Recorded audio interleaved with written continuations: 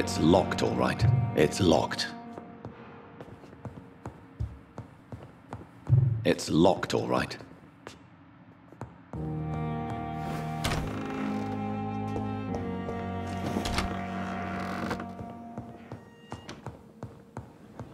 Done.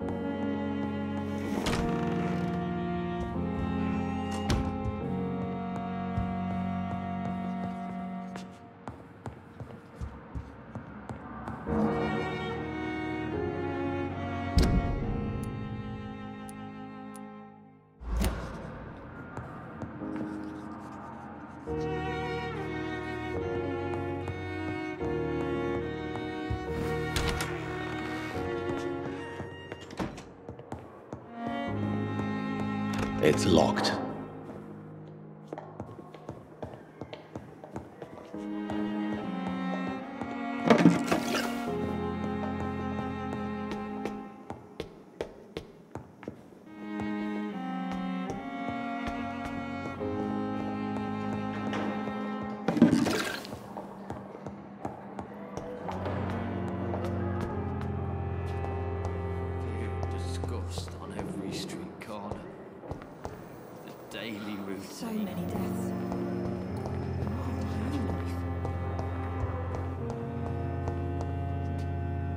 It's locked.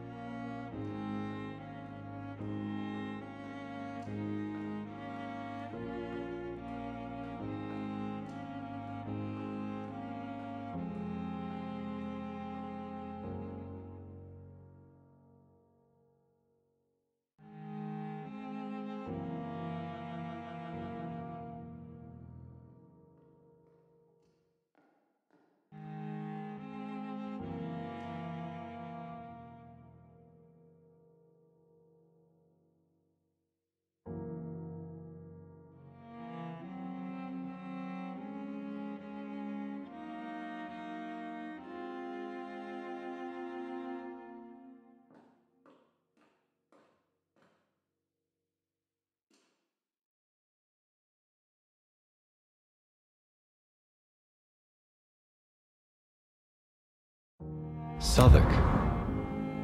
My departure for France as a promising student.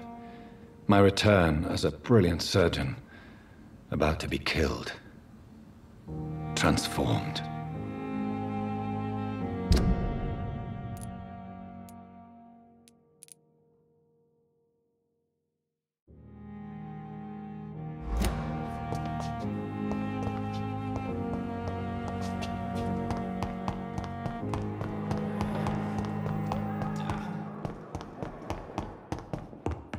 You always knew the words to calm the children, Ellen.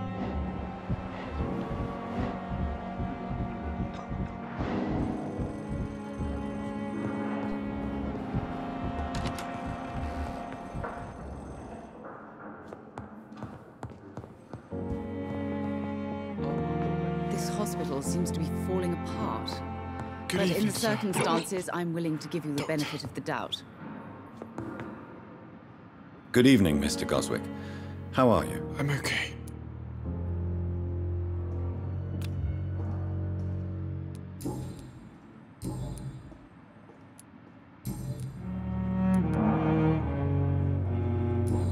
Do you need any help? I'm afraid I may, sir. I don't mean to be a burden. You are not a burden, sir. Healing you is my responsibility. And you have my gratitude for that. I have to go now, sir. But don't hesitate to contact me if you need any help. I'm all right. In the circumstances, I'm willing to give you the benefit of the doubt. Down, my boy.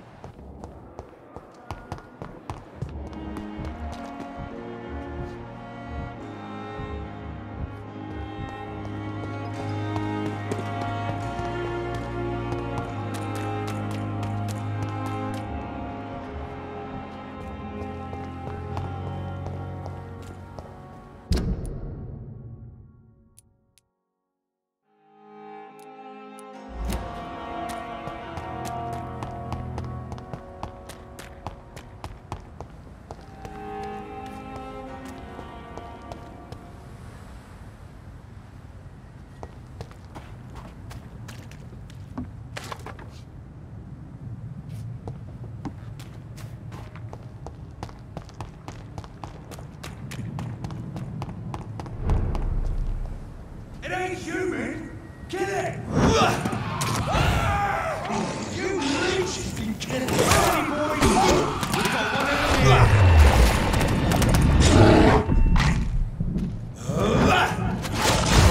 Murdering bastard!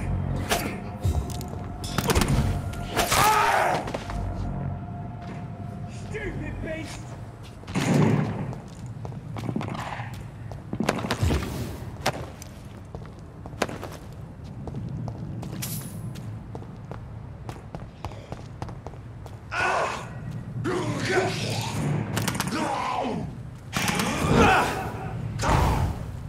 Get a taste of this!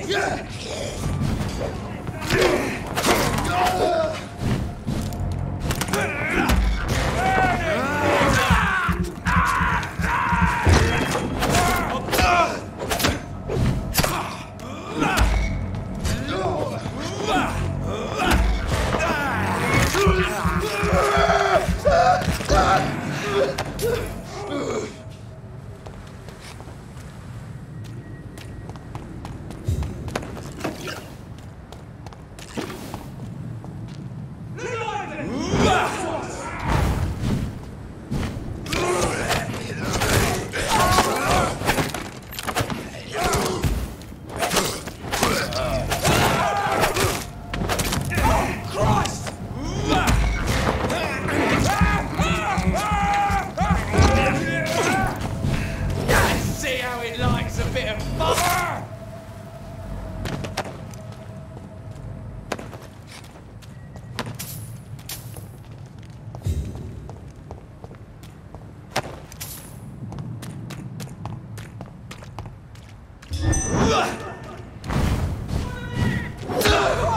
He's dead!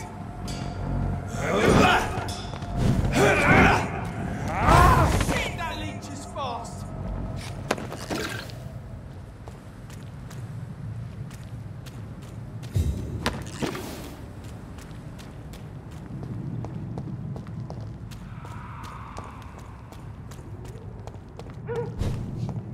Crush the leech, boys! I shall fear.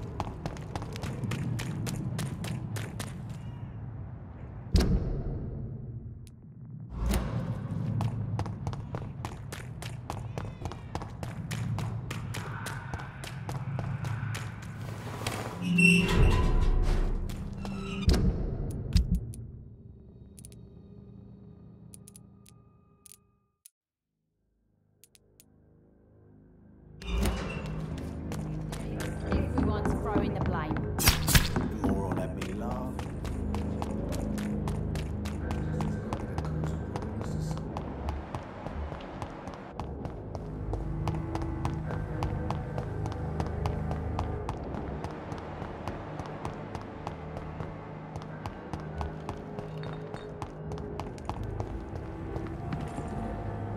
Evening, Rufus.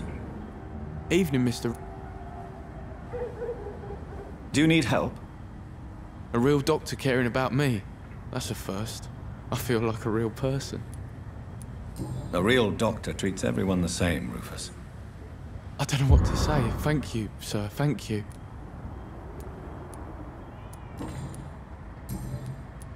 Heard anything about Sean Hampton's shelter lately? I rarely go near there, but rumour has it the place is restricted. Only members chosen by Mr. Hampton are allowed in. So long, Rufus. Be careful. Take care.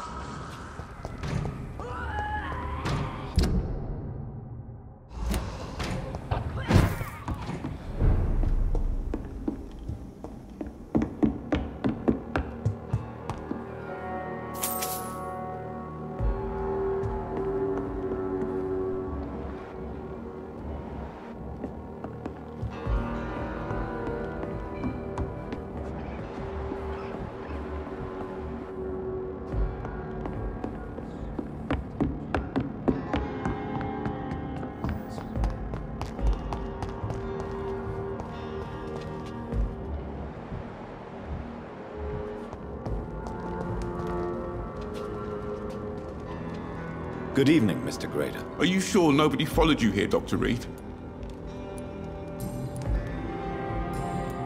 Do you need help, Mr. Grader? Death by disease or by bullet? Do I really have to choose? Well, I have nothing to stop the bullets, but this should make you feel better. You have a strange sense of humor, Dr. Reed. But thanks anyway. Goodbye.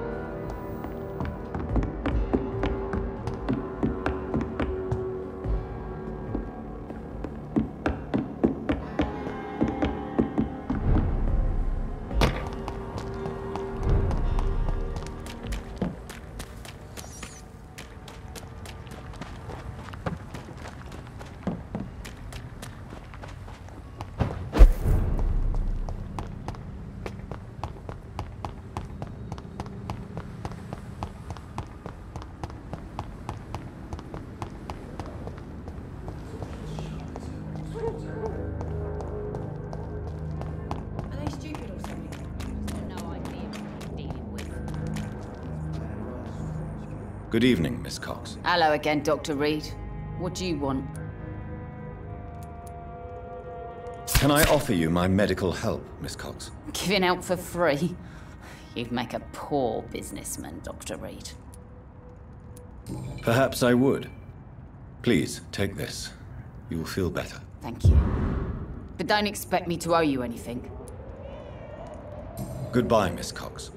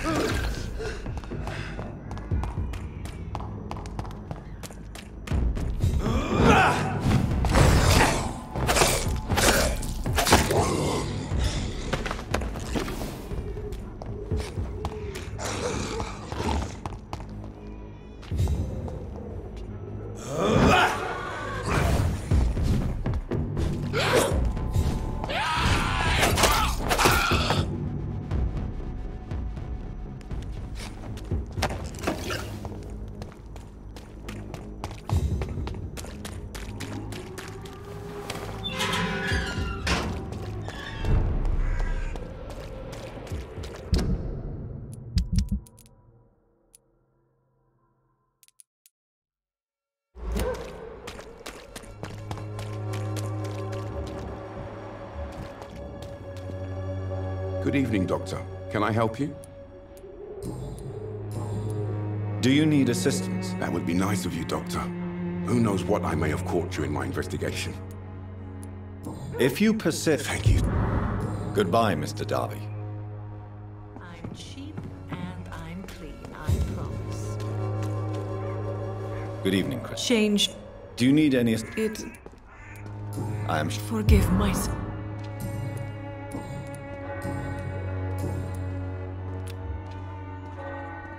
Goodbye, miss.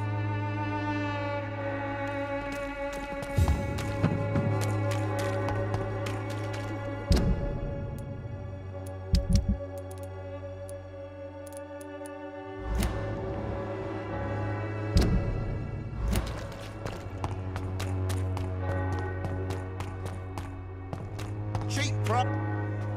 Fancy buying something? You never lose... Do you need help? I only need you to put...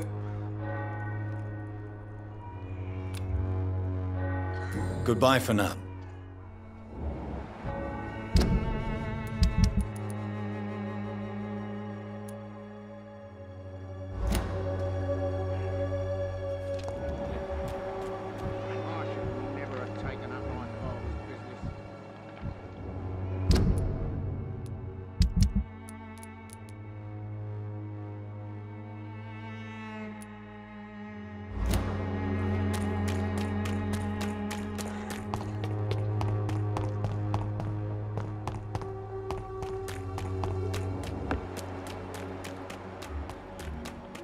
No match for the Swanborough cordial.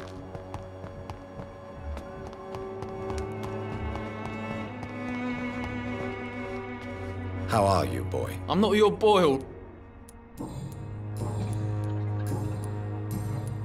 Do you need assistance? Please. Feeling There you go. very fun. Goodbye, young man.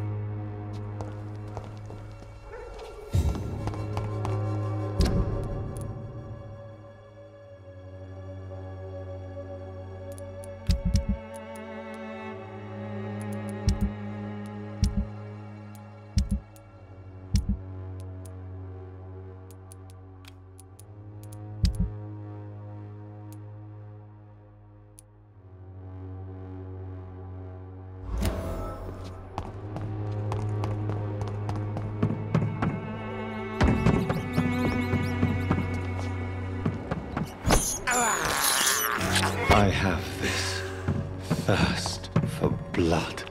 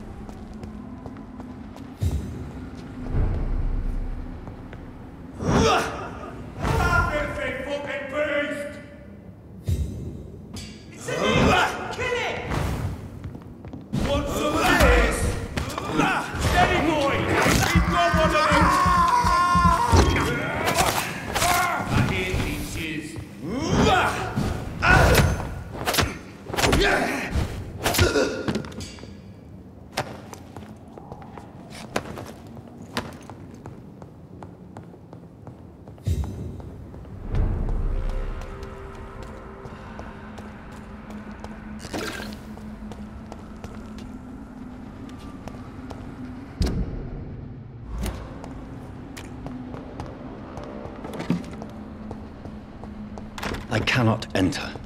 I should find another way to get into the neighborhood.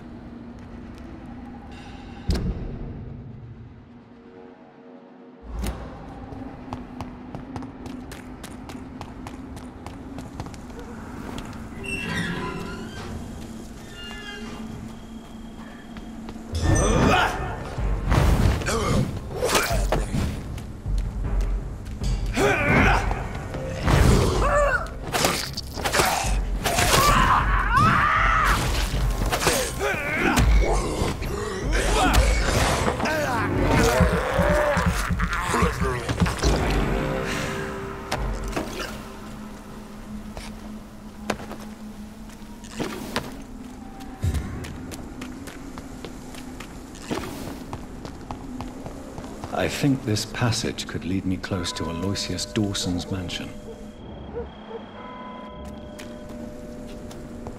This is mine!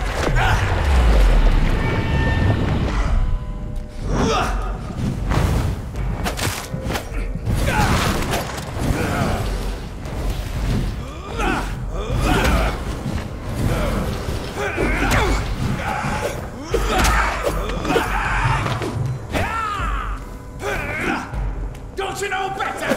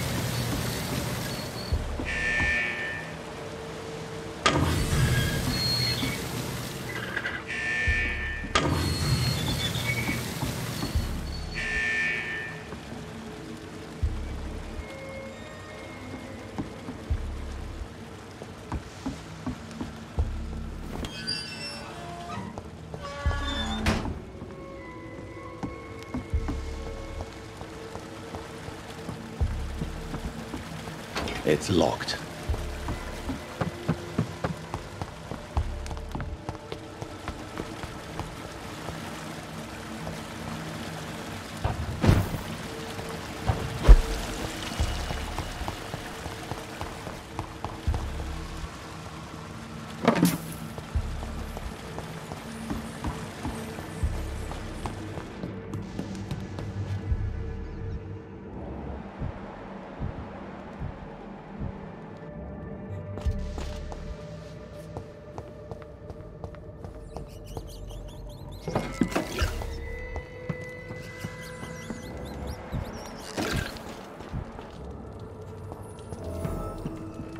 Disgusting arsehole!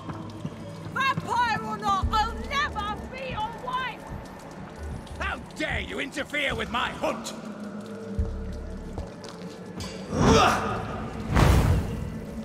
How long are you gonna keep me locked in?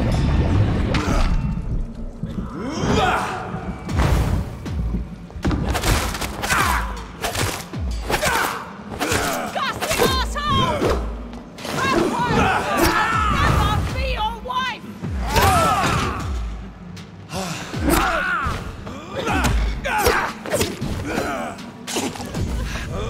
Let me go, you bastard!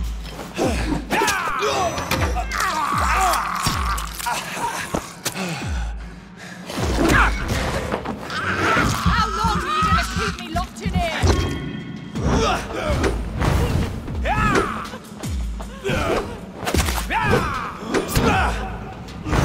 Disgusting asshole! Vampire or not, I'll never be your wife!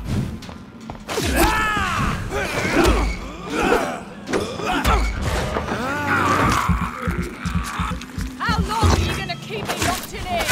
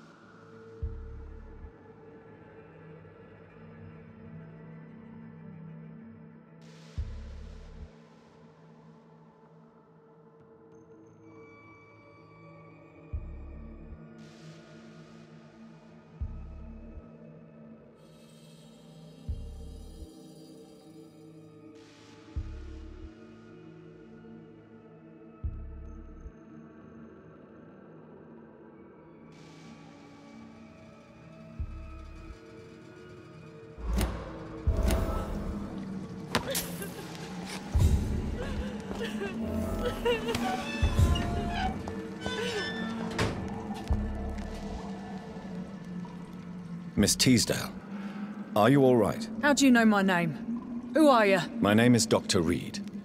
I managed to track you down thanks to your father. So my father really was looking after me. This man, this vampire told me my father was dead. Is it true? I'm afraid so, miss. I'm so sorry for your loss. But you are free to go, as your abductor is no more. I suppose my jailer also killed my father, didn't he? Thankfully, he did not search your father's corpse, where I found his notes describing where he might find you. You should read them. I must find my father's body. He deserves a proper burial.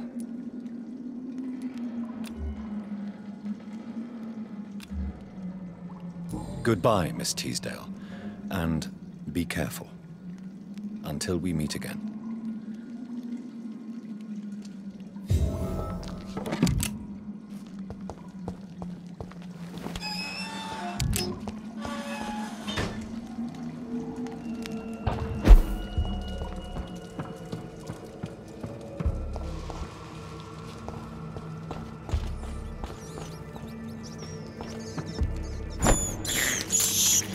This is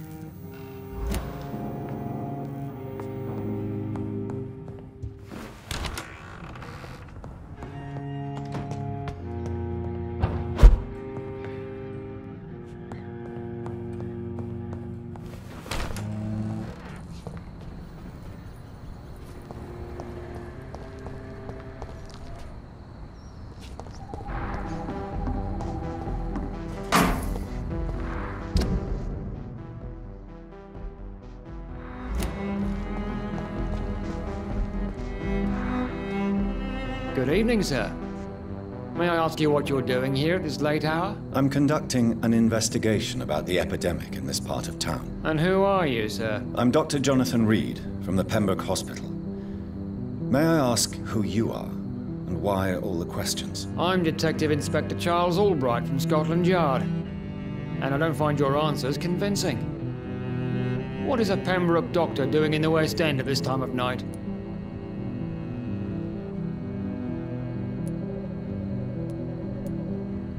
I work for the Ascalon Club. Here is my permit to go freely about the city. The Ascalon Club? You should have said so, sir. I must warn you, these streets are dangerous, and you'd better be careful.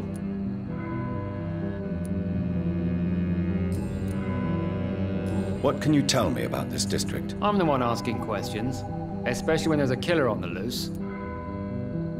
What killer? I'm not going to discuss that with the civilians, sir. Haven't I told you about the investigation I'm conducting? Perhaps I could help you. All right, without giving you too much information, I'll tell you this.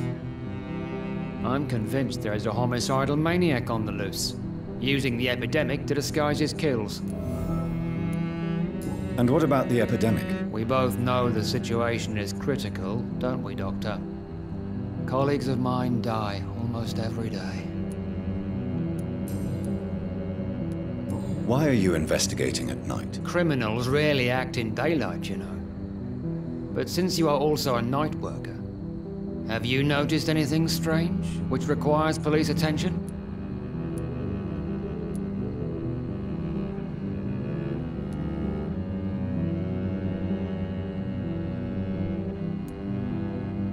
I'd like to report a name, Inspector. Jeffrey McCullum. I'm afraid he's some sort of vigilante, trying to recruit an army of angry citizens. Then I'll write the name down and transmit this intelligence to the appropriate office. Thank you, sir. What are you really doing here? I told you. I'm a detective inspector from Scotland Yard, investigating suspicious cases in the area. Do you work alone? Yes. The situation is difficult for the police. Many of us are sick, and since the summer strike, most men apply a work to rule on their patrols. What about the situation in the East End? Why are there no police there to protect the civilians? I know, it's a shame, but we just don't have enough men to cover the entire city.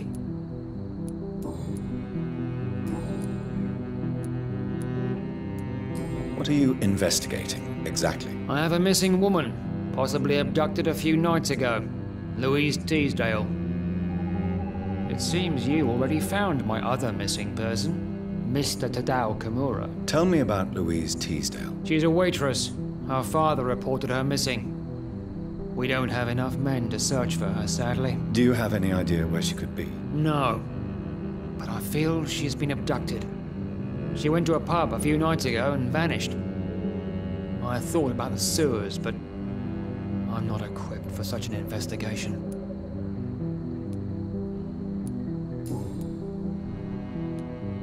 Tell me all you know about that homicidal maniac you're looking for. I'm not even sure there is only one. The wounds are always the same, but the modus operandi varies. Sometimes violent and brutal, sometimes precise and swift. How could different killers inflict the same wounds? That's my main problem. If my theory is correct, maybe we're facing a group of individuals sharing the same violent tendencies. Perhaps a sadist cult.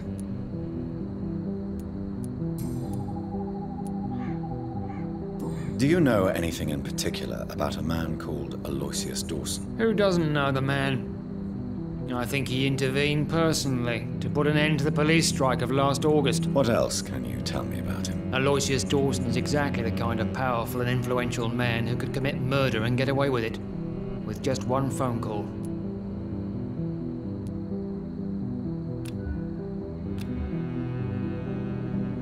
Goodbye, Detective Inspector Albright. Goodbye, Dr. Jonathan Reed. I'm sure we'll talk again soon.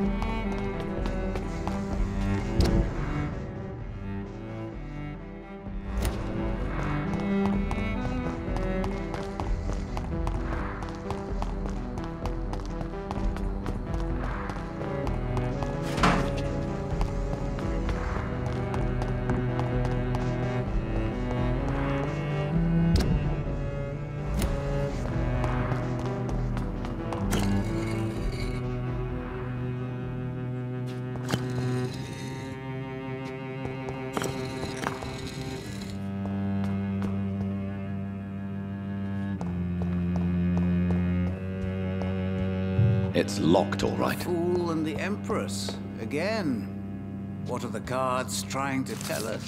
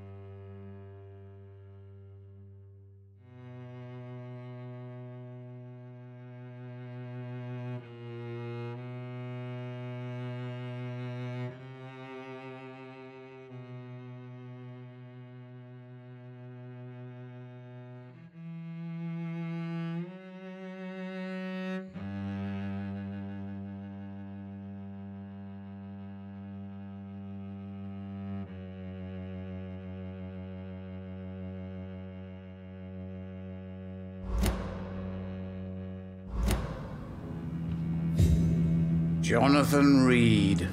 At last we meet. The cards warned me you would visit tonight. I beg your pardon, sir. Do I know you? Of course you do. Our mutual friend, Dr. Swansea, can't speak highly enough of you. My name is Usher. Usher Talltree. You are the leader of the Brotherhood, are you not? Primate of the Brotherhood of St. Paul's Stole, to be precise. I'm really glad we met tonight. I love it when the cards tell me a truth. The cards told you to expect me? Yes, they tell me everything. They told me that you struggle hard not to take too many lives.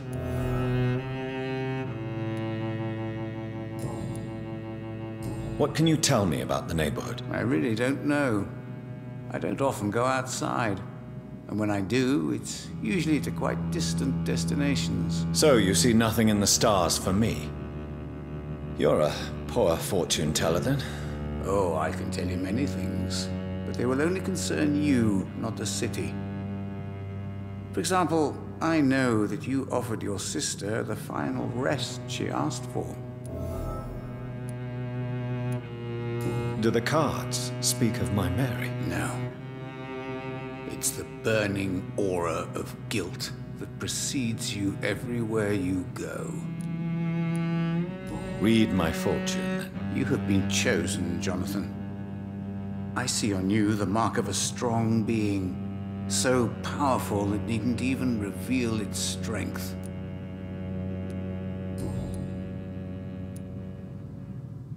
Can you read the cards for me? Are you sure you want to know what they will reveal? Yes, I am. It will cost you 150 shillings.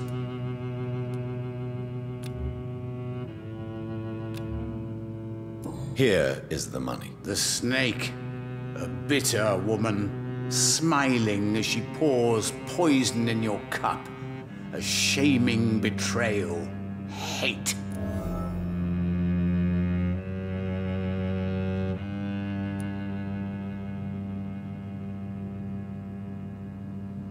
Can you read the cards for me? Put the money on the table then, Jonathan, and open your mind.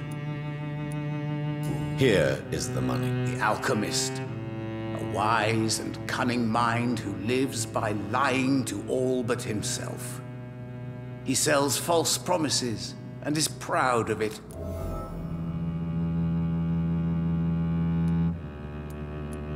Can you read the cards for me? Put the money on the table then, Jonathan, and open your mind.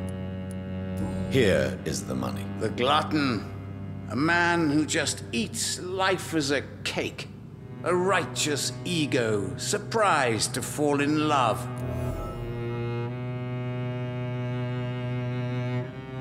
Tell me about yourself. What do you do here, besides turning cards in the middle of the night? I'm for most a charlatan. For a few, I'm a vampire. And for you, I'm the primate of St. Paul's Stole. Some believe you to be a vampire. Who? The guard of Priwen, who else? For a time, they sent spies to observe my activities. and they even broke into my home to gather proof. Did they steal anything from you? A personal notebook they quickly took to their headquarters. All they had to do is to look at me. I'm aging. What better and definite proof that I'm not an immortal? Do you want your notebook back? If you ever find it, I'd be glad to have it back, of course. I do ask one thing, though. Do not read it, Jonathan. Some secrets are not meant to be revealed, even to immortals. For how long have you been a primate? It was 15 years last year. What do you make of Dr. Swansea? Edgar is a brilliant and dedicated man. A man of his time, sometimes a little muddled, but always looking for new paths and new concepts.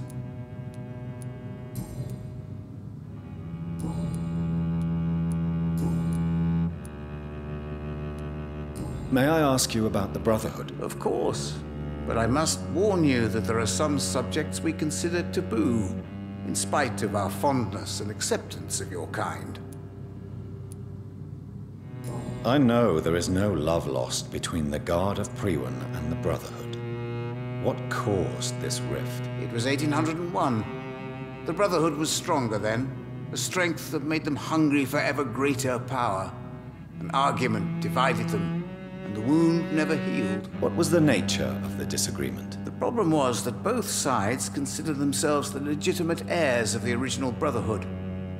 We divide up the books, the relics, not always fairly or with consideration. Who founded the Brotherhood? That's precisely the kind of question I cannot answer. It is delicate and may reveal some of our secret traditions. So you're not just a club of academics and scholars? Once upon a time, very long ago, the Brotherhood did more than simply study the vampires. They took actions to eliminate the more ferocious and corrupted. How do you measure the amount of blood on my hands? I told you. The cards always tell the truth.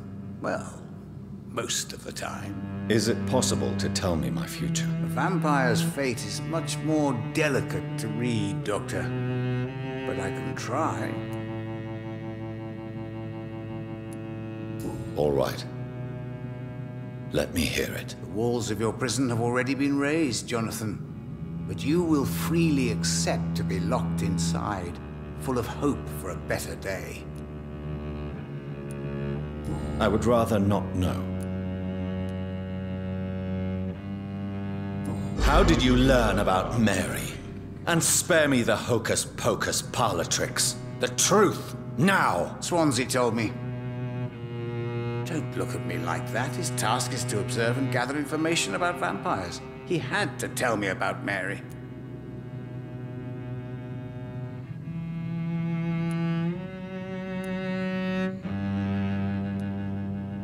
She could have survived as a vampire.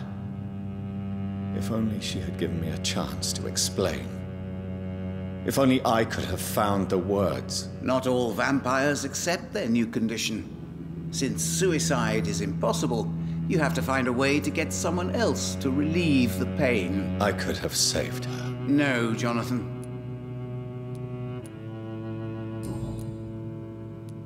Is there anything you could tell me about Alloysius Douson? Alloysius Douson. Yes, of course. We met on several occasions. With time, he got deeper and deeper into the occult. He's not the only one. It's been quite the fashion for several decades. The Golden Dawn, for instance, is just one example. True. Aloysius was a member of the Golden Dawn until 1900.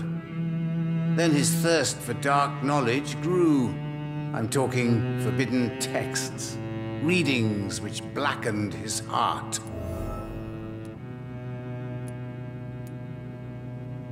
Goodbye, sir. Until we meet again. I rarely wander, yet it amuses me to converse with your kind. Fool and the Empress, again.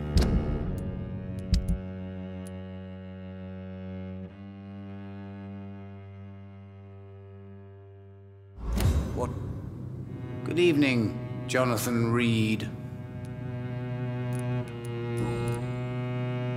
Can you read the cards for me? Put the money on the table then, Jonathan. Here is the money. The sorceress. A heart-shaped trap built to entangle a loved one. Mirrors on every wall to see her own reflection constantly.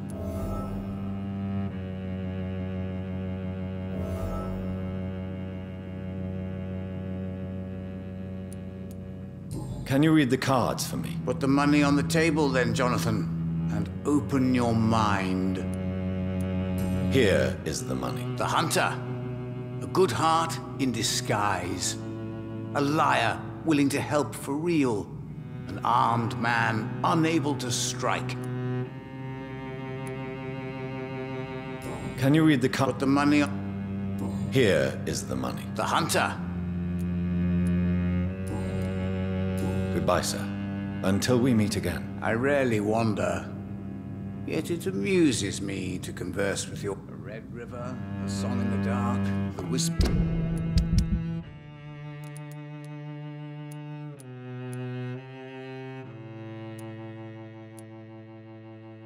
of the sun, so many signs to interpret.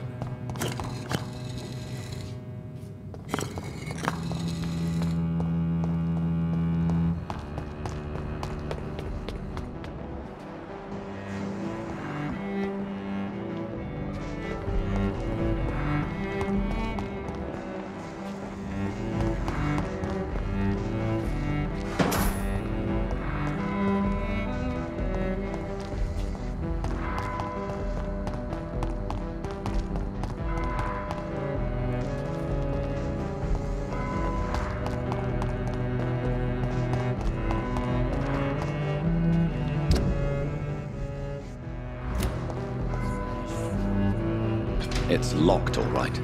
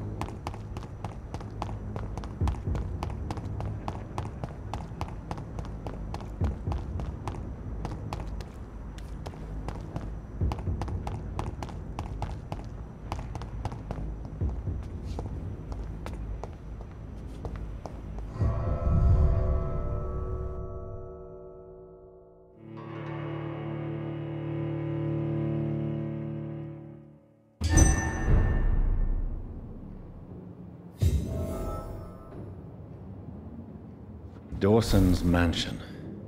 Here I am at last. But the question remains, am I ready to make a dying man my progeny?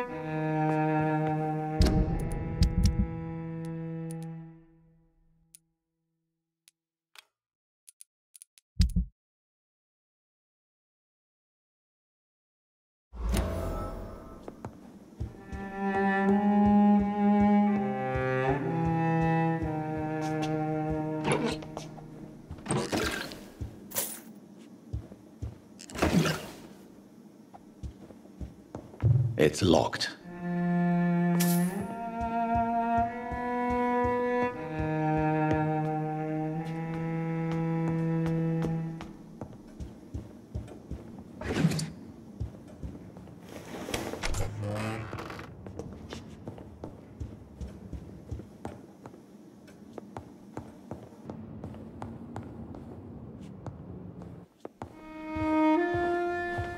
Finally, you're here, Dr. Reed.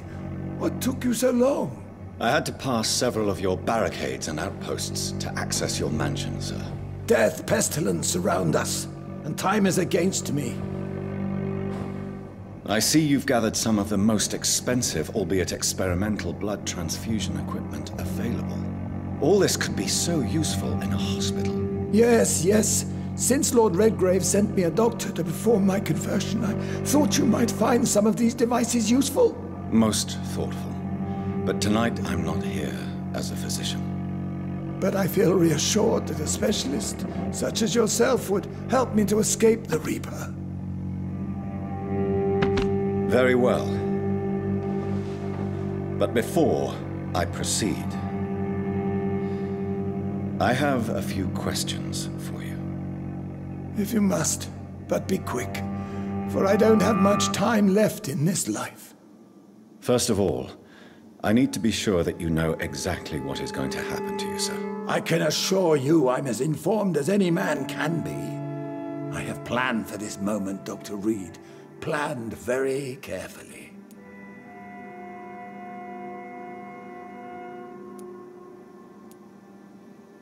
Sir, I'm going to end your life. Do you not wish to discuss the procedure for even a minute? I don't have a minute to indulge in idle chatter. I can't feel my legs, and the cold, so cold. I will become your maker. Do you understand what that means? Well, I certainly won't consider you my liege, or some such drivel. You can be assured of that. You'll need to feed on warm blood. Blood from mortals. How do you feel about that? I'm rich, Dr. Reed, and powerful. I'm sure I'll be able to acquire all the blood I need without ever having to sully my own hands. What do you know about the Guard of Priwen? What I do know is that I'll crush anyone or anything that would dare to oppose me. Let's move on, then. Please, I'm cold and tired. I feel my life waning with every moment. But first, before you embrace immortality, what would you do with such a gift? That's a rather impertinent question, Dr. Reed, and I will do as I please. Answer me all the same. What will your first action be as an immortal? To save London. I will finance the most efficient quarantine ever seen. I will build a wall that will separate the sick boroughs from the healthy ones. Who gave you the right to decide the fate of thousands of people? My money. My money and my pending immortality gives me the needed authority, Doctor. I'm a businessman. I'm used to tough decisions. You really plan to build a quarantine wall across London? Yes. It will be tall and strong, separating the wheat from the chaff. By doing so, you will also create two separate prisons. Come, sir. An eminent doctor like yourself knows that such radical measures have proved efficient in the past. Let me guess. You mean to isolate the rich from the poor? This is a desperate measure for desperate times. England must prevail, Doctor, no matter the cost. Quarantine is not a bad idea, medically speaking, but I'm convinced this epidemic will not be contained by mere walls. As long as the right people are on the right side of the wall, that's all that matters. But you can't guarantee infection will not spread. Just one contagious carrier would be enough to create an apocalypse. The apocalypse is already knocking at the gate. We must be strong now. What if a new outbreak happens inside your walls? You'll have created a giant trap. That won't happen, as long as we dispose of anyone that is contaminated as soon as they are spotted.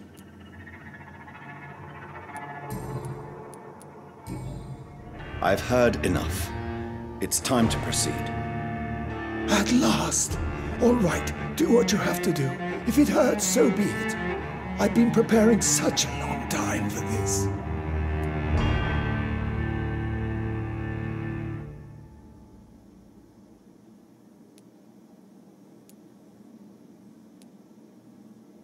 You don't deserve immortality, Mr. Doусон.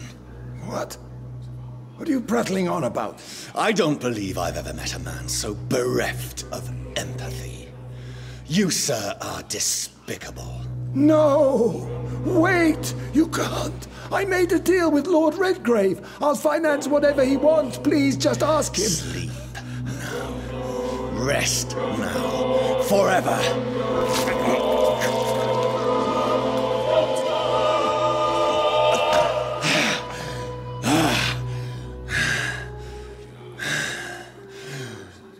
I would have lived forever. Who are you to decide my fate? Who gave you the authority?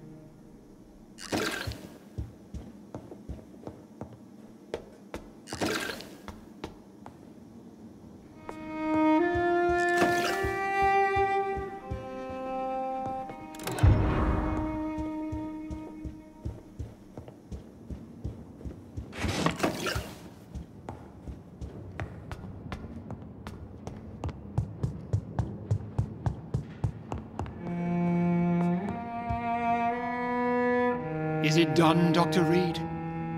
Is Alloysius Doусон reborn, as expected? Alas, Alloysius Doусон was not brought back to life after his death. The man is gone. What? What happened?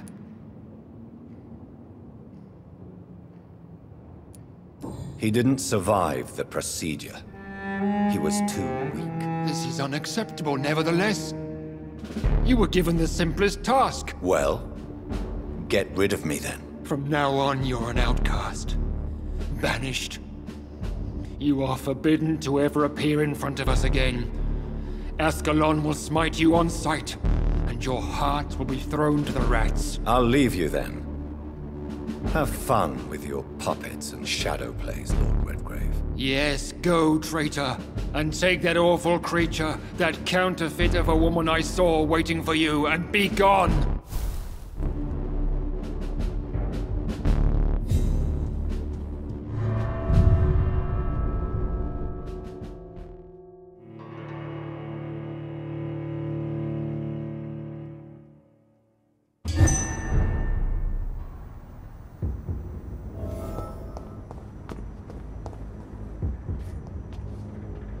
We meet again at the strangest of times, young Ekon. So do you serve the Earl of Bristol now? Old Bridget. What are you doing here? Your friend, the wise Ekon. She sent me to warn you. Did anyone see you? It's a long way from the dock sewers, and hunters are patrolling the streets here. Who said I took the streets? How do you think I survived for centuries in this city without ever being seen? I know all her secrets. How did you meet Lady Ashbury? She came to us in the sewers in search of answers. Just as you did. What kind of answers did you give her? I knew nothing of your maker, but we talked. We talked a lot. Her words and ideas are captivating. It is no surprise that you like her. I like her too. Lady Ashbury in the sewers? Now that's a sight I wish I'd seen. She said she was your friend, and that she sought the identity of your maker. So I answered her questions. Lady Ashbury? You know her? Tell me what's going on. The lady approached me but a few nights ago, wanting to meet the sewer skulls. Once she questioned Harriet Jones. She agreed to help us. Harriet Jones is still with you then? How is she doing? Harriet remains angry, but is recovering slowly. Her mind is twisted, but at least her body is healing. Tell me what is going on. The lady asked us to keep an eye on your mortal doctor friend while you were away. We spotted the hunters. They were discussing plans to attack tonight. Wait, slow down. I need to ask you something. I'm listening, but I do not have time to waste, so be quick. Where is Lady Ashbury right now? She said she will go home. She needed to speak with some old friends first, though. Do not worry, young Ekon. She is no fool, and just as strong as you. How did Elizabeth find you? She presented herself humbly at our gate, and asked if we knew of any ancestral vampires hiding in London. She asked about Ascalon. She asked about many things. What do you think of her? Her soul is good, yet tainted with a deep sadness, and the scars of ancient wounds. Time does that to us immortals, for we have so much to dwell upon. Why did she come to you? I am old Bridget, the buried memory of the city. She sought the silent truths, truths I have kept hidden for so long. Why do I feel like Lord Redgrave was particularly irritated to see you? Far more so than the average Skull, if I may say. Because I used to know him quite well, and he is afraid I may remember who he really is. You're Elizabeth's informant.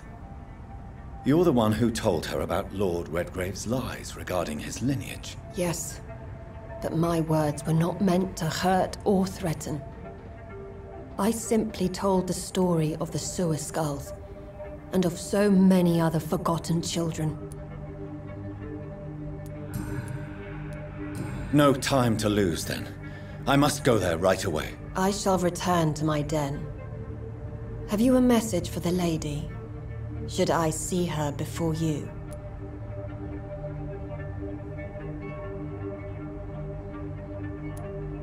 Tell her I worry about her. Do not, for she has had strength and wisdom for so much longer than you. Go now and take care, young Ekon, for the flames are rising.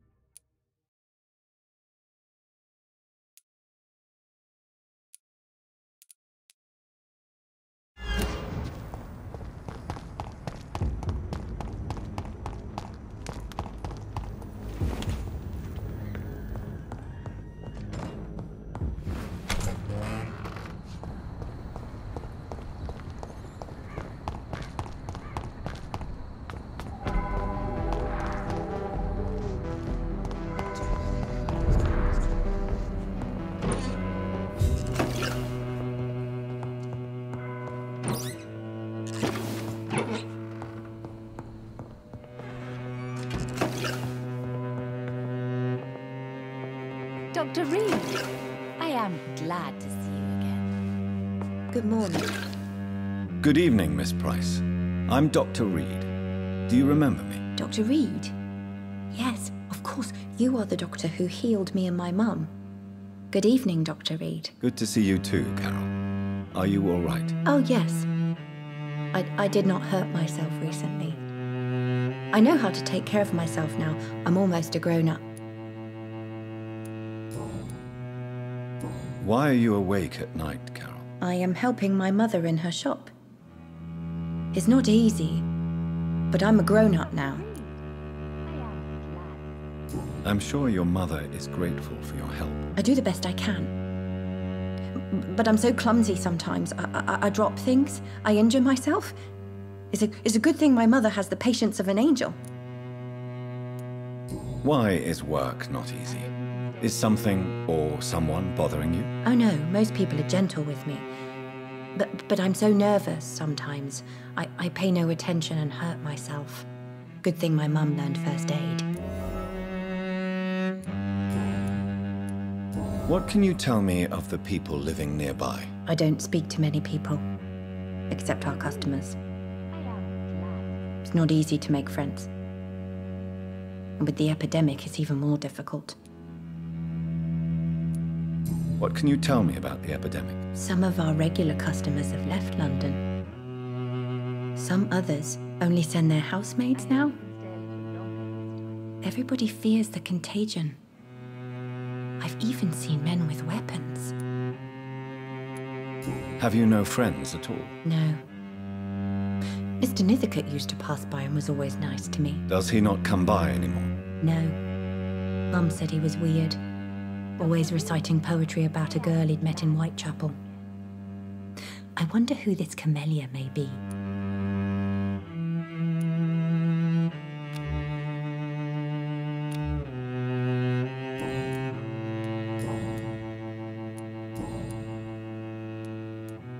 Is it true you often hurt yourself, Carol? Yes, it's true.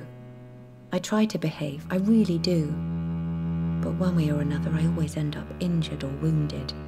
I'm so stupid. Why would you be stupid? It's like I can't help getting under my mother's feet. That's how I end up being pushed, cut, or burned. You see, I'm a stupid girl, really. When exactly do these accidents happen? Ever since I was little. That's why I need to stay with Mum. I'm not capable of taking care of myself. Do you enjoy working with your mother? Oh yes, Doctor. My mother raised me alone after my father died. We've always lived together, and she has always watched over me. Do you remember your father? No, I was just a baby then. My mother always told me how strong and good he was. Do you ever think about getting married now you're a woman? Oh no, Dr. Reed. Mum always says I'm still a child who has no idea how tough life can be. No husband would like a clumsy girl like me.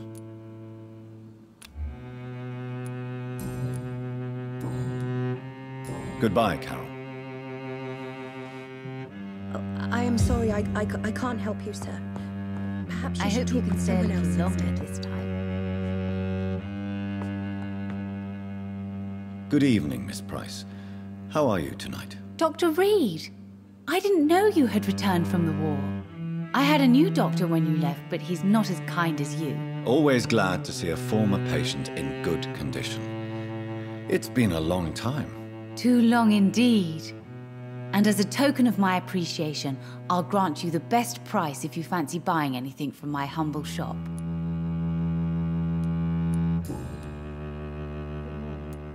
What can you tell me about yourself, Miss Price? I'm still managing my shop.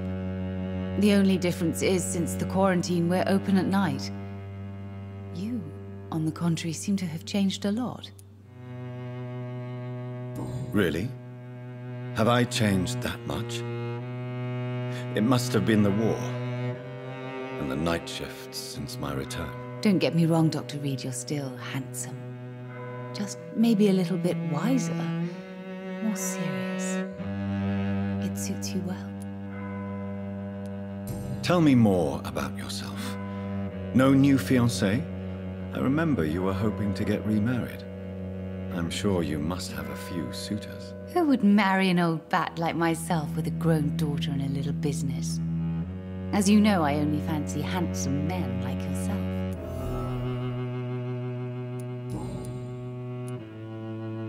Carol's gratitude is exemplary. She seems determined never to leave you. I'm taking care of my daughter as well as I can. It's not always easy, but she's the best gift life gave me. But she'll probably leave you someday to live her own life. Will that be difficult for you? Why would she leave? Children sometimes stay with their parents until the end, for they know no one else will love them as much. Have you noticed anything in particular in this part of town recently? Other than you coming back to cheer me up? Nothing at all, Dr. Reed.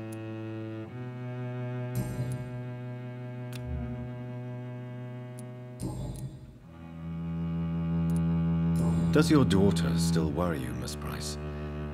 I remember you were often concerned about her health when she was younger. Have you not seen Carol since you returned?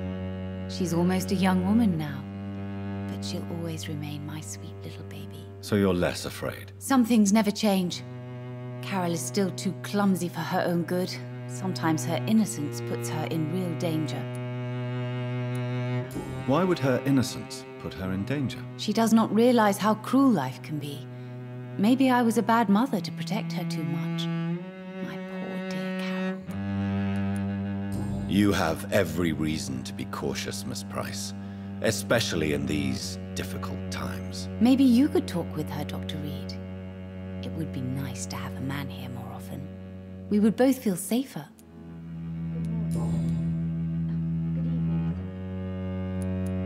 Tell me, Carolyn, do you often wound or hurt your daughter by mistake? No. I always thought it was Carol's clumsiness that caused these incidents. Maybe it's a family trait, Doctor. You really believe it's just bad luck and being clumsy, then? Of course, Doctor. What else could it be? I have nothing to hide. You are responsible for your daughter's many injuries and scars, Carolyn. You brutalize her, don't you? How could I abuse my own flesh and blood? This is nonsense. It would be like hurting myself. You really believe you've done nothing wrong, don't you? How long has this been going on for? I should have seen it when you were my patients. Seen what? Child abuse? Are you mad, Dr. Reed? I dedicated my whole life to my precious Carol. She is a part of me. Yes. Even her name is just a part of yours. This is a terrible tragedy. Something of an unknown disorder. My God. Abuse that comes from overwhelming love. I can't believe what I'm hearing.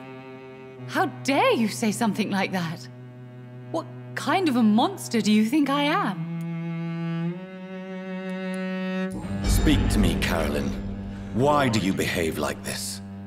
How does it make you feel to hurt Carol before cajoling her? I don't know.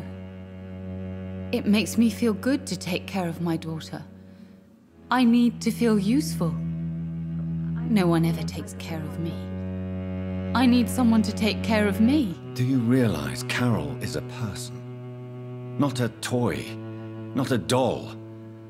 The poor girl would put her hand in a flame to please you. You are both trapped in this toxic relationship. Carol and I are perfectly happy. Leave us be. How stupid I was to believe you could be a suitable husband.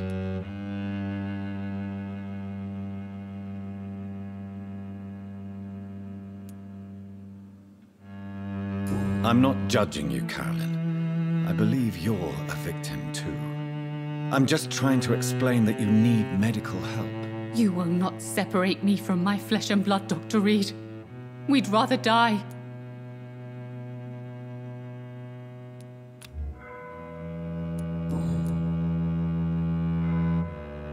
Goodbye for now, Miss Price.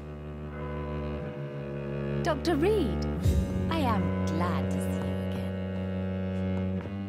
Good evening, young... My mother always prefers when people simply call me Carol. need to understand you are in danger, Carol. Your mother is responsible for all your injuries. That's a lie. She has always taken good care of me. She only gets irritated when I get under her feet. It's my fault. My mum loves me so much. Yes, Carol. Your mother believes she loves you as much as you're convinced she loves you. But you are both trapped in a toxic relationship that puts you in danger.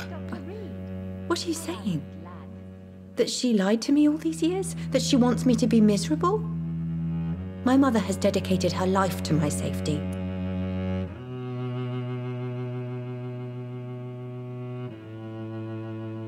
Your mother is terribly sick, Carol.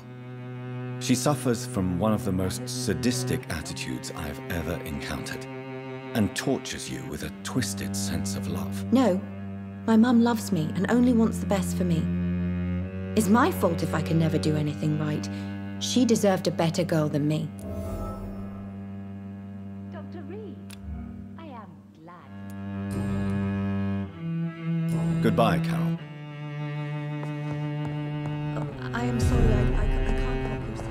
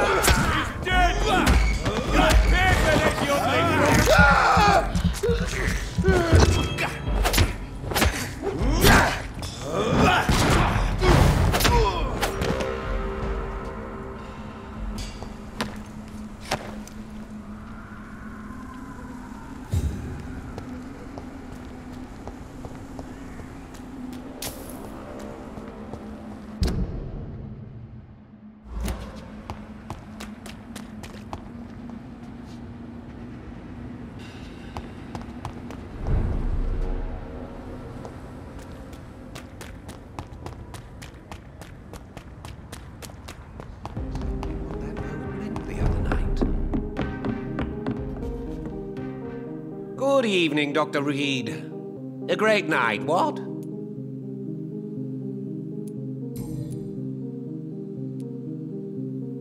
So, did you try the restaurant I recommended? Oh, yes. I can't thank you enough, my dear doctor.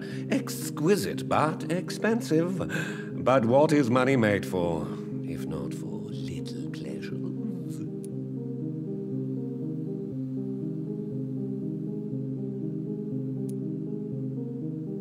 Don't you think your money could be better spent in these difficult times? Your words hurt, Doctor. I thought you and I were friends. But since you ask, I'm rich enough to finance my passions. And various charities across the city. Perhaps my words were too harsh.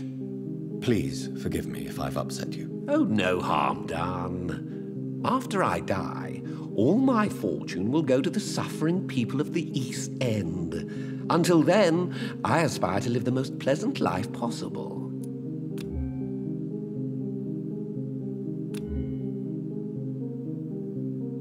Calhoun, tell me about your relationship with Doris Fletcher. Oh, Doris. Cold fire and burning ice trapped in a perfect body. Our passion was as intense as it was brief. What an actress. How did you meet her? On a boat to France before the war. She was thinking about a career in Paris, and I was eager to try French gastronomy. We both returned disappointed. I expect you've seen her on stage, too. She really is the best actress of her generation. Such frailty and such strength at the same time. I hope she'll play again soon. She's been away for too long. You sound surprisingly sad. Have you regrets? I think of her as a divine dish. I'm glad I was able to taste it, but I regret I could only get a bite of her mystery. You really loved her, then? She fascinated me, Dr. Reed. I can't imagine what she must have endured through her life to reach such a level of emotion and sensibility.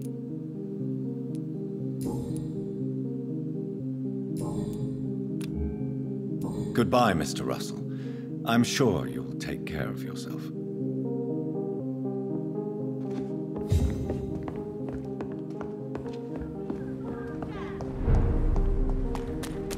Women of all countries unite! London has brought so much pain.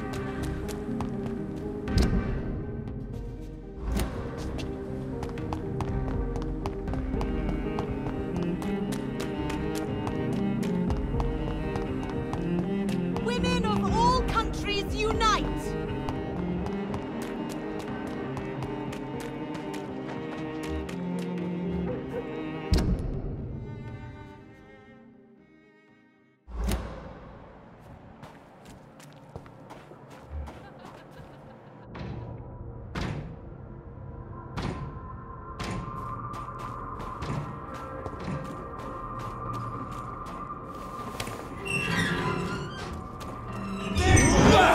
Watch yourselves!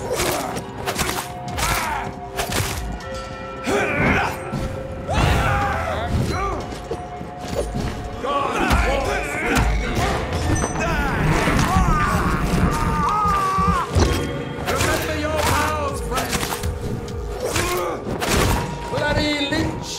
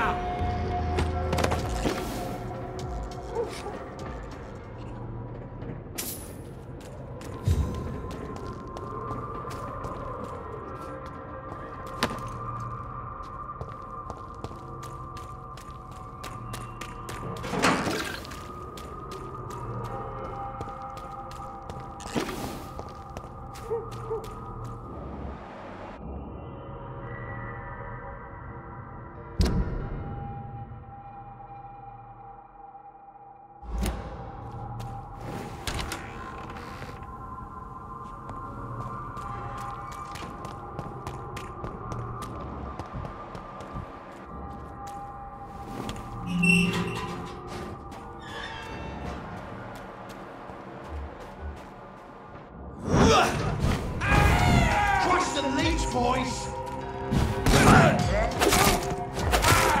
Filthy fucking beast!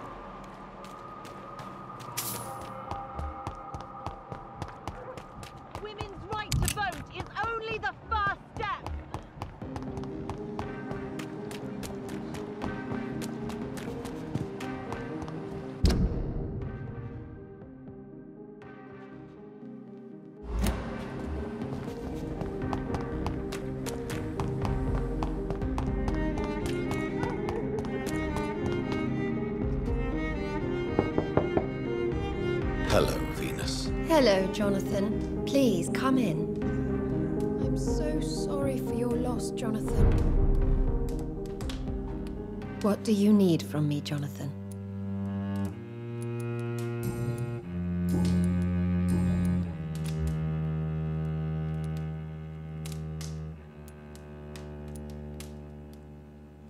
What do you think about Clarence squandering his fortune on his obsession? Soon we'll be poor and forced to sell the house. Where will we go?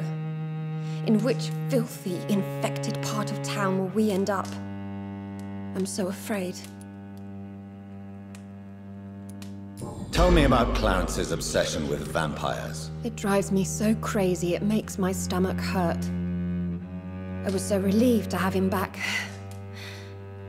But I quickly realized he'd lost his mind in France. I understand your irritation, Venus. But you have to accept the trauma Clarence endured on the battlefield. The question is simple, Jonathan. Is my husband mad? Yes or no? Do vampires exist? Or is Clarence a lunatic? So you don't believe Clarence? If poor Mary, bless her soul, had tried to convince you of the existence of bloody vampires, would you have believed her? Seriously? The important question is, what do you really think of your husband? I'm tough, Jonathan. He should have told me the horrors he witnessed, however appalling it was, instead of inventing a fantasy about blood-drinking monsters. Why are you poisoning your husband? He has spent a fortune printing his bloody papers. I can't stand this nightmare anymore. We are the butt of everyone's jokes since he returned. If you're so frustrated by Clarence's behavior, why don't you just leave him? I have already lost the best years of my life because of him. I will not jeopardize my future for some lunatic. He goes, and I inherit what's left.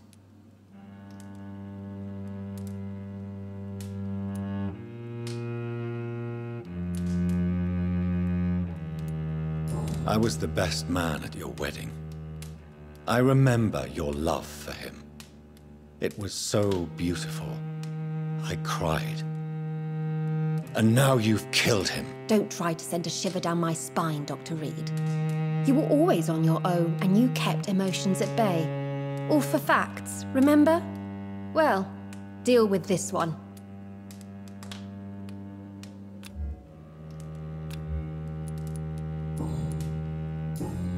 Goodbye for now. You know that you are always welcome here, but...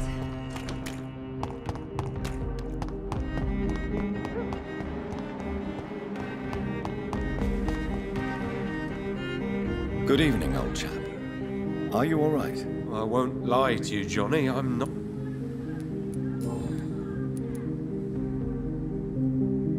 Do you realize you are ruining your family, Clarence? Don't you see the risk here? Money isn't important. Not important when it is a matter of life and death. That is what my dear Venus cannot understand. People will laugh at you, if they don't already. Think about your wife and your position. Think about your future. I understand my wife's embarrassment, but gossips don't kill, vampires do. There'll be no future if people don't open their eyes.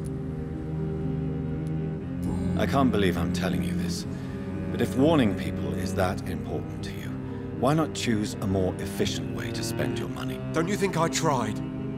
I knocked at every door, went to every bank, I even tried to be published. No, Jonathan. This is a one-man war.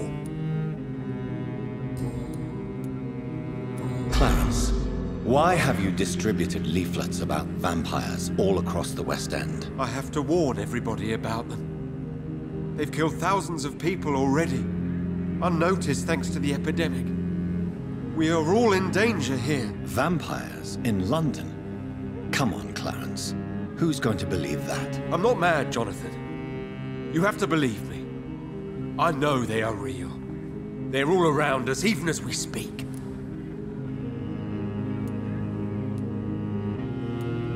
Clarence, you've always been a reliable and a good friend to me. If you say you saw a vampire, then I believe you.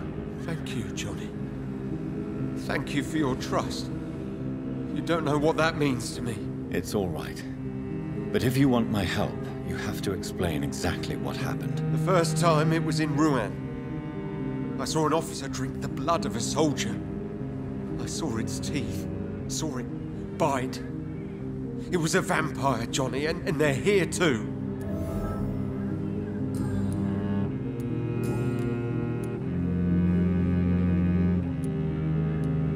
Clarence, tell me about the vampire you saw in France. I was enjoying my leave in Rouen. I left the bar, took a shortcut back to the barracks.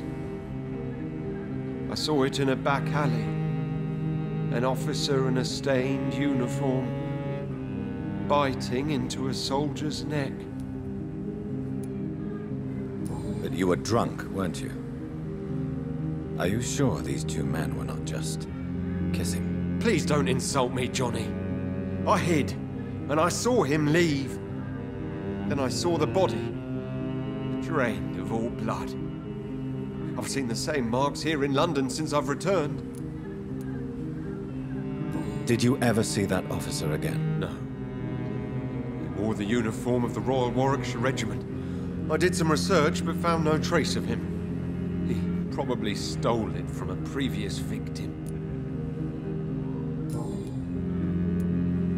Venus is poisoning you, Clarence.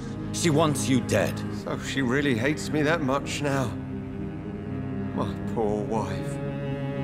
I had no idea my research would drive her to such extremes. I'm sorry, Clarence. Why would you tell me that? First you returned from the dead, and now you tell me my wife is trying to murder me. You're a stupid bastard, but you're my friend, Clarence. And I don't have many left. I don't want you to die. Not like that. But I love her.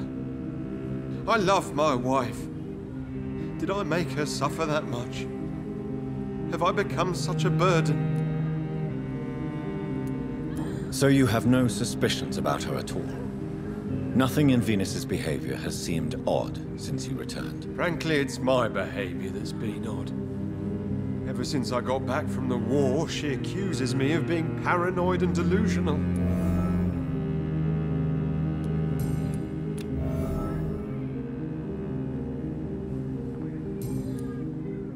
You need some rest, Clarence. You should try to sleep.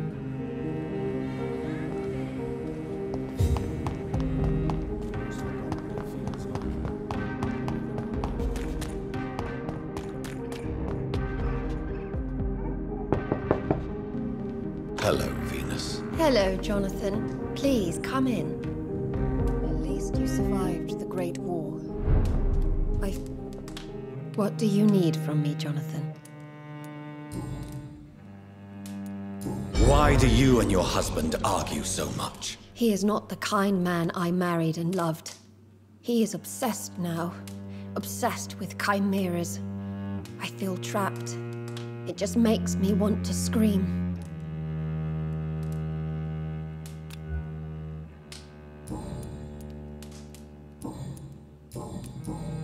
Goodbye for now.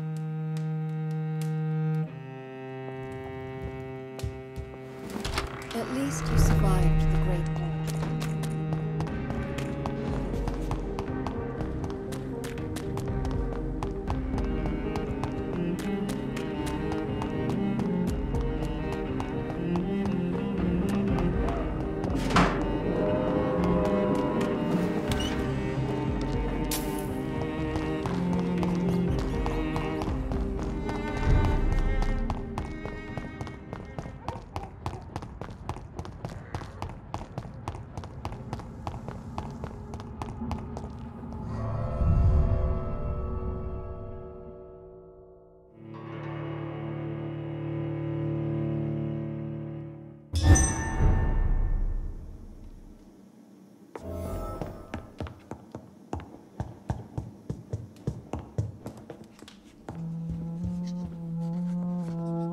Elizabeth, I'm so happy to see you. I was so concerned. It is also good to see you in these darkened hours.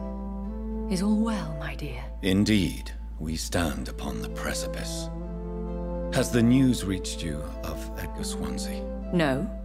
I returned home but moments ago. What of him? Your friend, the well-informed old Bridget, tells me the Guard of Prewan has assaulted Pembroke. I fear Edgar tops their bloody list. Bridget? She is such a tragic figure. And yet, I sense deep inside, she has a delicate, fragile soul.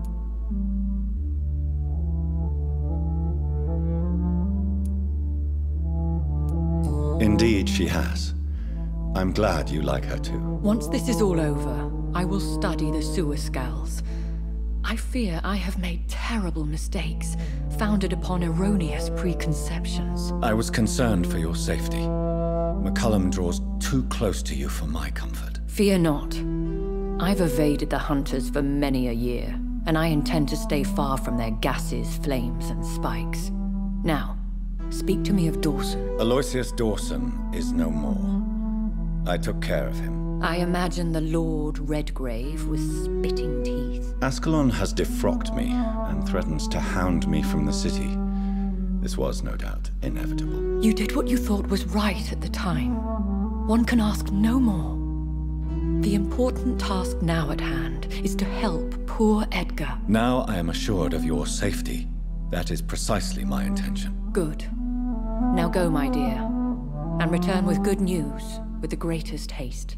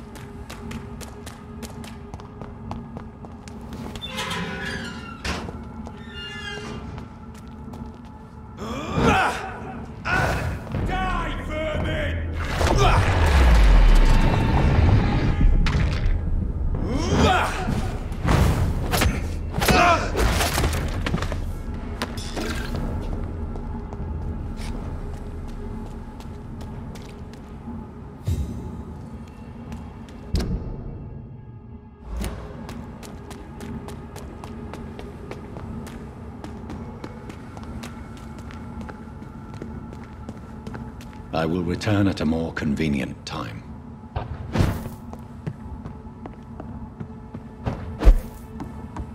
It's locked.